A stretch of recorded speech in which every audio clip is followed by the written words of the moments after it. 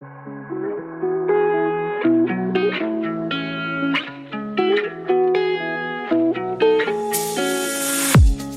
listening to an AINC original podcast. We believe you don't have to do life without a compass. Let us be your guide on this amazing journey. Welcome to Navigating Life with Vision Loss. Hello and welcome to Navigating Life with Vision Loss. I'm your host, Kim Wardlow. This podcast is brought to you by AfterSight, which is our new name that we launched this year. We were Audio Information Network of Colorado previously. So from now on, easier to remember, we are AfterSight. And we also have a phone number and an email that you can use if you have feedback for us, if you have questions, would like to contact us for any reason. The phone number is 720-712-8856.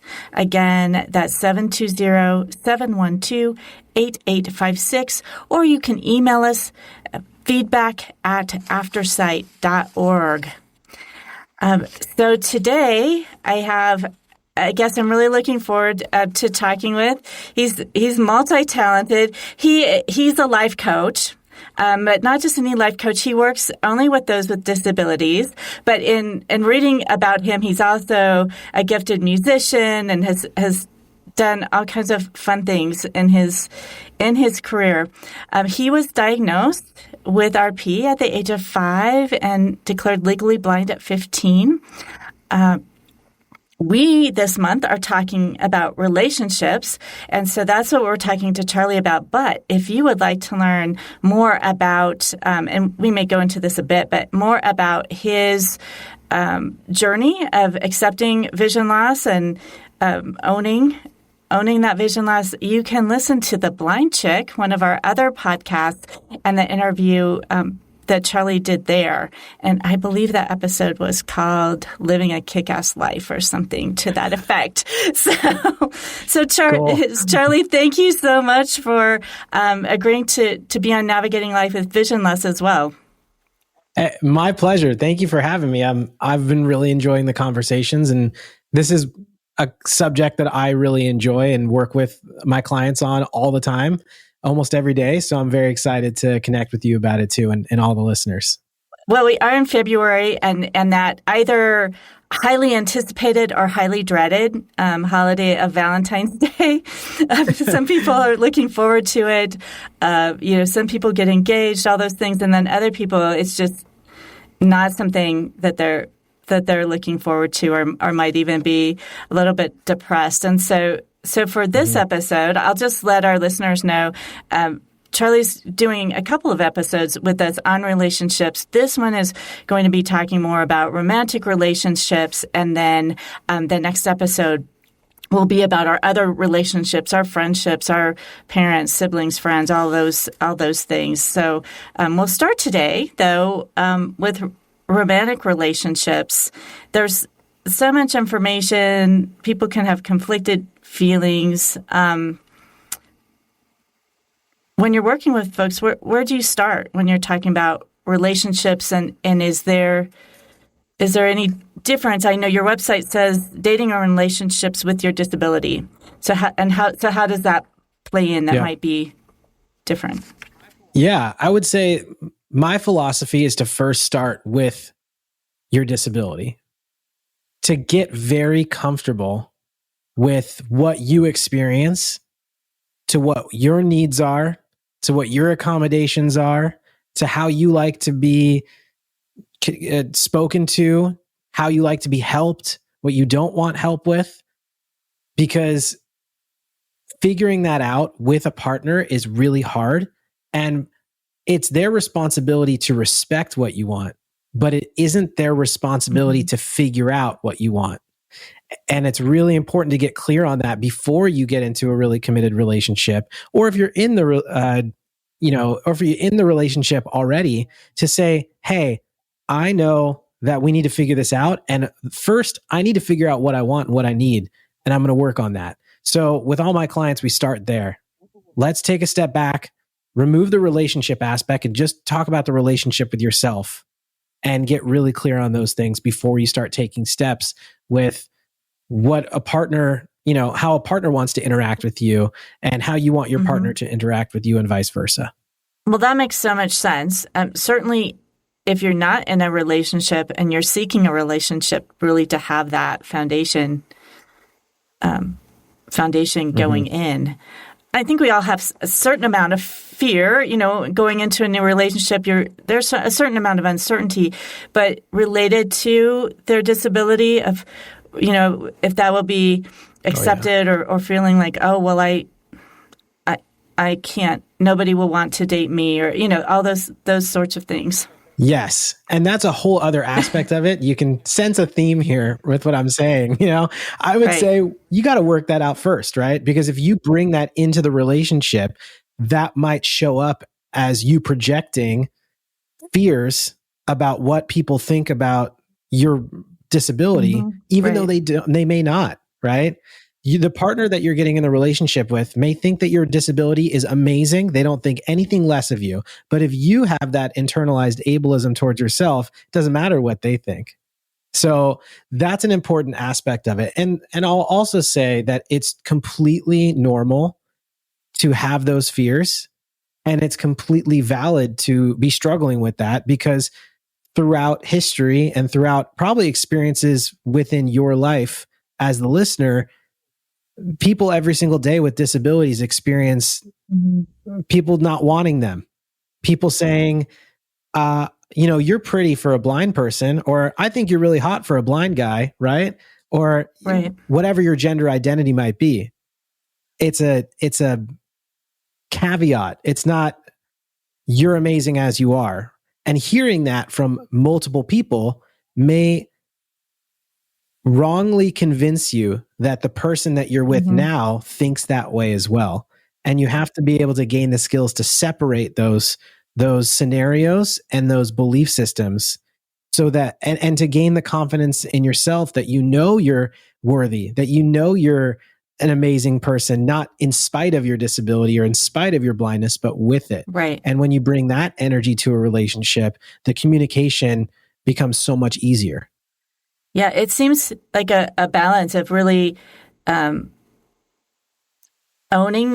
the disability, being comfortable with your disability, but also having it be normalized that you're still just a normal person and you're entering into relationships just like anyone else. Exactly. And every person in the entire world has insecurities. And if they say that they don't, that's not true. No. And the biggest thing is to be honest about those insecurities, right? Whether they're about blindness or they're about the way that you look, or whoever you may be out there, whether you're blind or disabled or not, if you can be honest with your partner and create a space where you can say, these things make me feel insecure and I wanted to share that with you. You don't make me feel insecure, but these things do. And I want you to be aware of it so we can work on it together and that you can be patient with me when I have some of these feelings because I don't want to have them all the time and they're there. And at least having the ability to have that type of a conversation is important because I'm a coach. I help people with this all the time. And even myself, of course, I have insecurities about what people think about my blindness. Of course, I have insecurities about my partner being worried about what it's going to be like when we have kids, because I'm worried about it. I don't know what it's going to be like. And I'm at least willing to have an open conversation about what those fears look like. So we can be in dialogue about it. Because if you're not in dialogue with it, you'll never know what your partner feels on the other side of it. And that's important too. Right. Well, and I'm also just thinking about a person, maybe they have been sighted, and whether it's something like RP where they're losing vision or they've had a car accident or something has happened where they're losing vision, they're already in a relationship. They already think that they are going in this direction, and now this has changed. And being able to have those conversations when your life has changed. Yeah. I mean, I just took a big out breath. I don't know if I could see it. I don't know if that came Yes. across through the podcast. You don't know if you could hear it through my microphone, but I took a big out breath because that's what being blind is like. You know, for most of us, that's what we experience every single day. Things constantly shift and things can get a lot worse in certain moments. And then also, you can get a diagnosis when you weren't expecting one, and that can completely shift the framework of a relationship. Mm-hmm. And that's why those communication skills are so important. Not always finding agreement, but being willing to be honest about these things are what I feel insecure about. This is what I struggle with. I want you to know that so we can be prepared for those situations. So you can be understanding of when I'm being crazy, you know, when I'm being wild and I'm not making sense. I want you to be able to understand where that's coming from so you can be more patient with me. And I want to know those insecurities on your end so I can be more patient and loving towards you. Mm-hmm. And then if you build that foundation, the blindness and the diagnosis shouldn't be a big deal, right? Mm-hmm. It will be because it's going to change your life, right? And what I mean by it's not going to be a big deal is you'll be able to work through it because you've already built those foundations. So this type of communication isn't just there for people with disabilities or people who are blind. It's for all of us. And I will say that people who are blind have to do it more often. There's more to talk about. And that's a fact of the scenario as well. Can we delve into the communication aspect a little bit more? As you said, it's important for everyone. But I know we're talking about romantic relationships, but even with like business relationships, here, sometimes we need to be reminded, I can't see your body language, so you need to tell me, what you're feeling.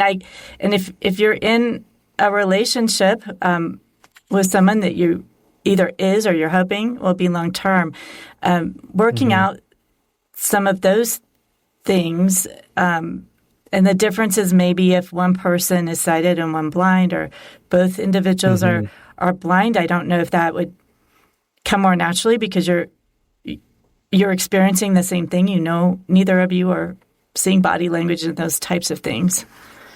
Right. Yeah, it can be hard because it shifts, you know, and one moment I could see my partner's body language and the lighting shifts and then I can't. Mm-hmm. So part of that conversation is just first understanding in depth how your eyesight works and how it doesn't work and in which scenarios those types of things can shift, and then be open when it's happening with your partner saying, by the way, I just want to let you know, this lighting is terrible. I can't see anything right now. Right. Right? And once they have that information, things can change. They can understand that you're not going to know the body language. Maybe they'll reach out and give you their arm a little bit quicker. So I like to be really present with what's going on and constantly tell my partner. And I encourage my clients to do the same thing. That way, there's no guessing. Because one of the hardest things is for when a partner who isn't blind has to try and guess what you can see and what you can't, which is kind of impossible, right? So trying to balance those two things. Obviously, teach as much as you can. Have the sit-down conversations where you go fully in depth as to what you experience and what you don't, and what you can see versus what you can't, and how that shifts during the different lighting situations. And then when it's actually happening, tell them as well, so that they can experience it in the moment.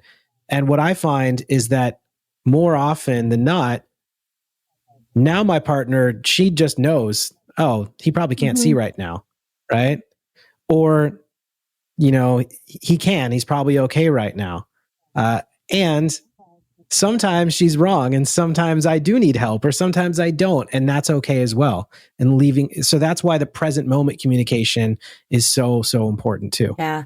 Well, and I could see where a sighted partner might, if there's not communication, might overcompensate. And then that can come across as insulting or ableism because they're trying to offer help as opposed to, lacking in not offering help. Yes, exactly. And that can, then when you're the blind partner and that's happening, how do you communicate that to your partner in a way that doesn't make them feel like they're being a total butthole, you know?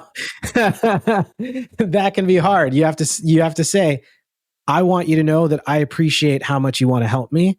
And right now, I actually don't need your help and I'd like to try and do it on my own. And if I fail, I want you to be okay with that because I'm okay with that. The language there is very important. I want to hone in on a few words that I said because they're key. You'll notice I said the word and, I didn't say the word but. I also recognized their intention, which is to help you. And any partner who wants to help their partner, that gets a good intention grade. Okay. That's an A+ in intentions. Now, that doesn't always transfer to what the person actually wants. So you have to be willing to recognize, hey, thank you so much. I really appreciate how much you want to help me right now. Not, but I don't need your help. Because all they're going to hear is, you don't appreciate that you don't appreciate anything, right? So you want to leave space for both. I appreciate that you want to help. And I also want to let you know that right now I actually feel totally good.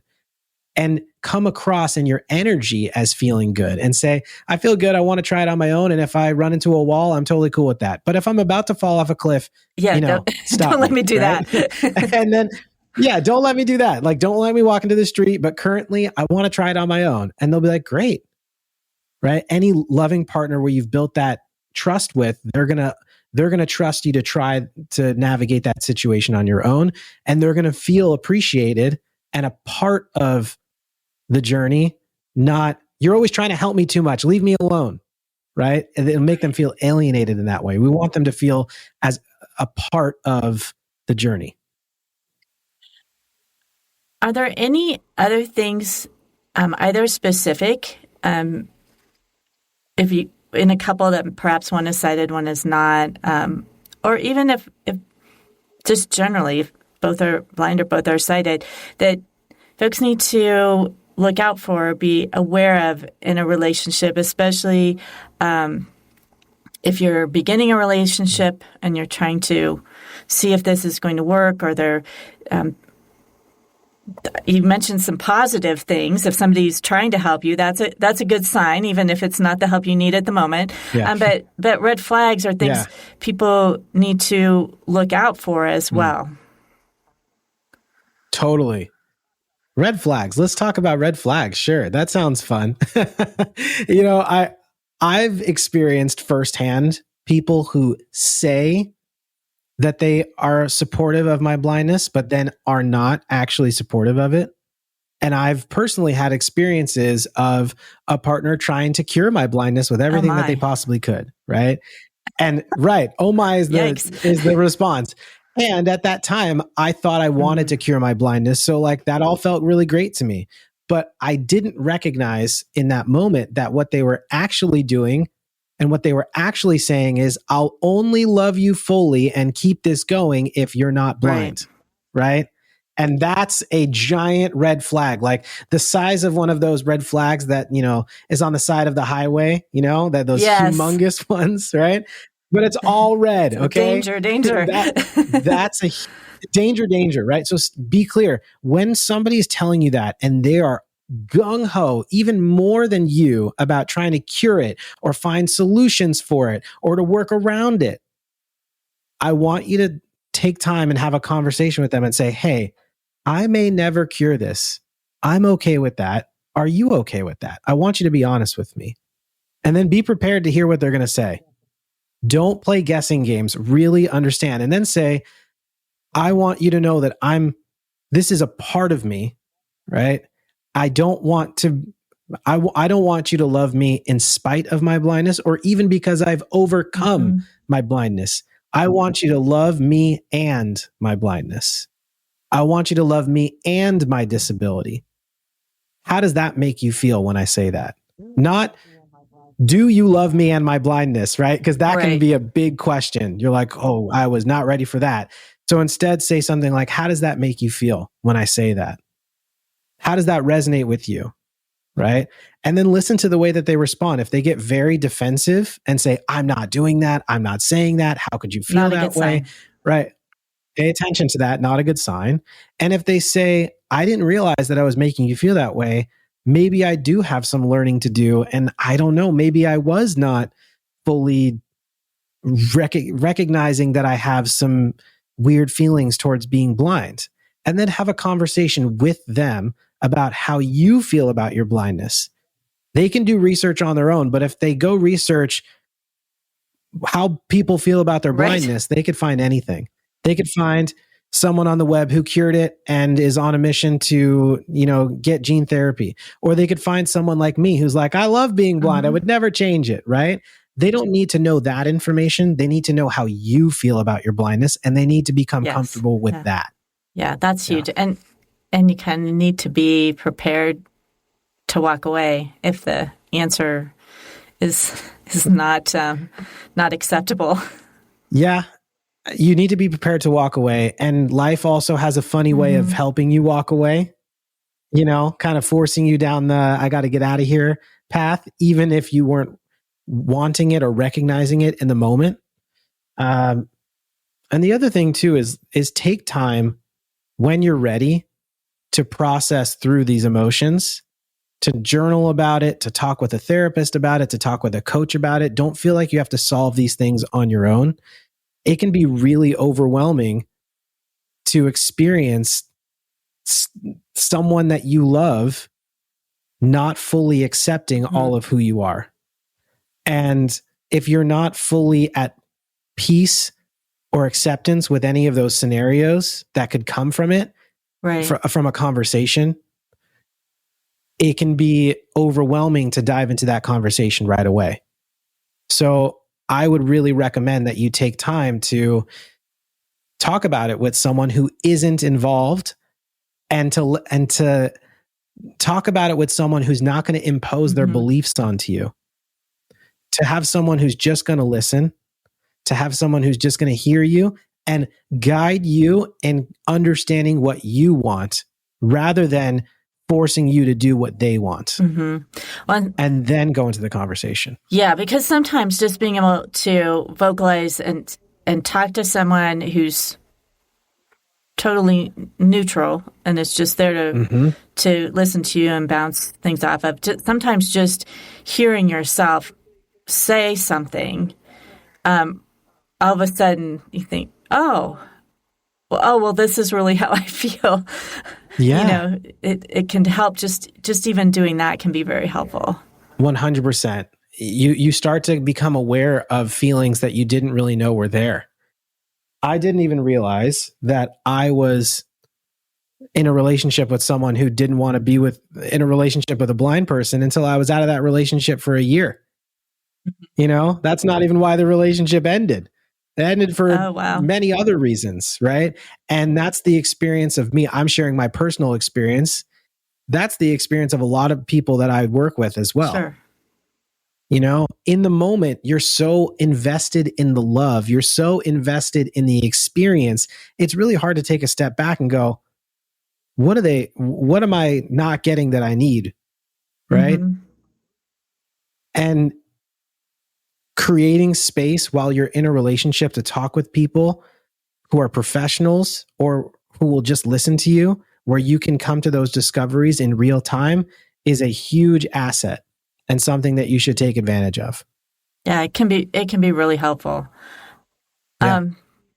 That's just making me think about someone who maybe's gone through a divorce, had a very committed relationship, for some time. Maybe they have children, maybe they don't, but just being able, like the anxieties, I think we all have anxieties around relationships and anxieties. If we've been in a relationship, especially one that's been more long-term, and then that comes to an end of being able to enter into a relationship again. Yeah, it can be really, really challenging. And it's an opportunity to really connect with yourself and what's changed and what you want out of a relationship now, rather than basing it off of what you didn't get in that scenario. Because sometimes what you didn't get isn't what you need now. Right. I'm going to say that again because it's really hard to understand, and it sometimes doesn't even register as making sense. But sometimes what you didn't receive from one relationship is not what you need in a new one. Sometimes you've moved past that and you need something else. So get in touch with what you need. What do you want? You're always shifting and always changing, especially when you've been in a long-term relationship with someone. You probably need some time to just figure out who you are and what you like and what you need. And that doesn't mean that you can't have fun and date a little bit at the same time. But inviting someone else into that journey with you, maybe it's not the right time for that. And however long you need, it could be a month, it could be a year, it could be whatever. Don't judge yourself for it and allow yourself to get really clear on those things so that the next time you go into a relationship, you aren't compromising, but you're, truly manifesting and creating what you do need now, which will create true happiness rather than healing for what you didn't receive in the last relationship. Right, because there's nothing like that feeling of realizing you're just helping somebody get over their last relationship, and it's not so much about the current relationship that you're in. Exactly. Yeah. And we're also getting into like very, very specific details here. I think on a general scope, like if we take a step back, morals and values are also very important. And you want to make sure that those things are in alignment. And what someone wants out of a relationship is the same thing that you want as well. It's not just about, do they love me in my blindness? Great. Because you could be with someone that loves you in your blindness, but doesn't want kids, doesn't want a family, doesn't want to hang out with your family, and wants to travel the world in a van. And you're like, well, I want to live in suburbia and have our parents be our grandparents. And like, I don't even want kids. I don't even want a dog. But I love you in your blindness, Yeah. you see the issues there?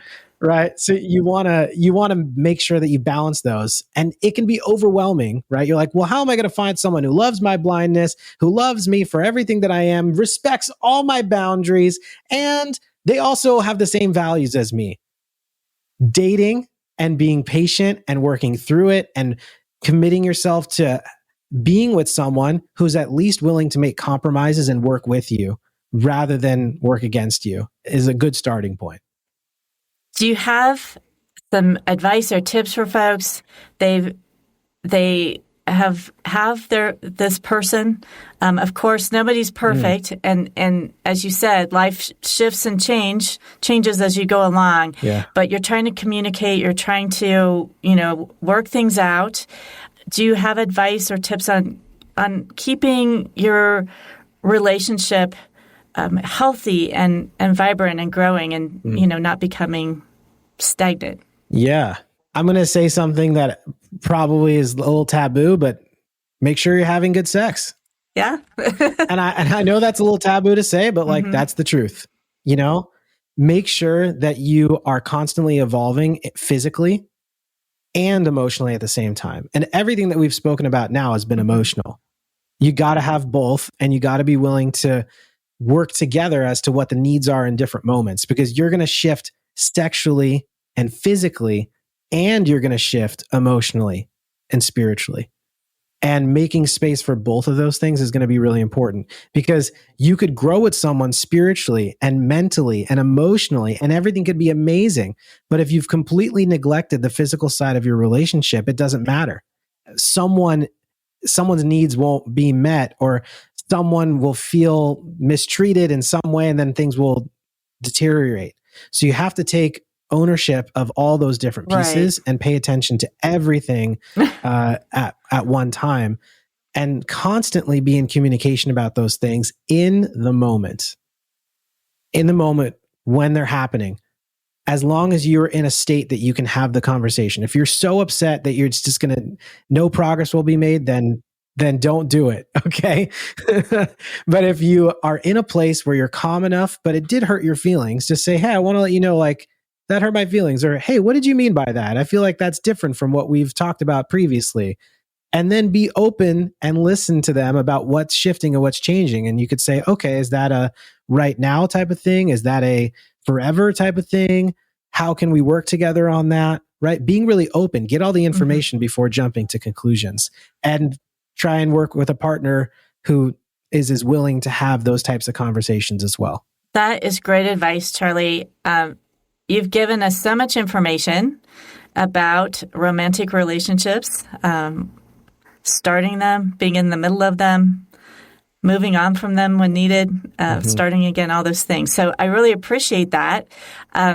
We're really just getting into the meat of all of that.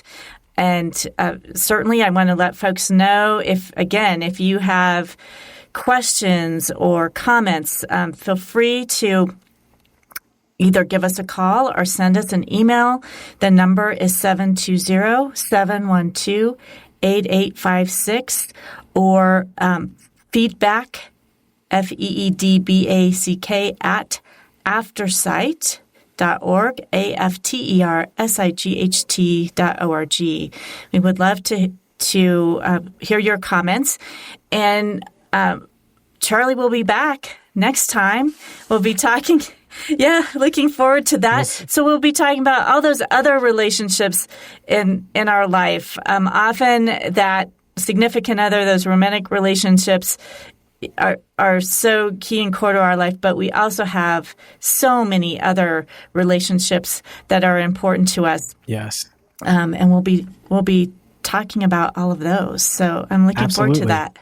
And those are some very different relationships too. So the advice is going to be different and the context will be different. So we hope that you join us next time as well. And thanks for having me. I'm excited to talk to you again. Thank you. And thanks to all of you for listening and for joining us for Navigating Life with Vision Loss. As I said, send us comments, give us a review on whatever podcast platform you listen to us on. And if this is very helpful to you, of course, AfterSight is a nonprofit. We always appreciate donations. And for more information on any of our other programs or services, you can always go to our website, which is www.aftersight.org. And I don't want to forget, I almost forgot, Charlie, how do they contact you? Because I know you have Instagram and website as well. Yeah. So if you just look up Charlie Kramer Vision, you'll find me. Kramer with a K, just like Seinfeld. Charlie is L-I-E. Vision, V-I-S-I-O-N. You can search that on any social media platform. I'm most active on Instagram.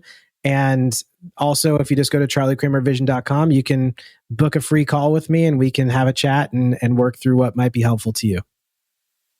Great. Thanks so much. We'll be talking to you next time, Charlie. And to all of you, I hope the information we've shared today has helped you navigate your life with vision loss.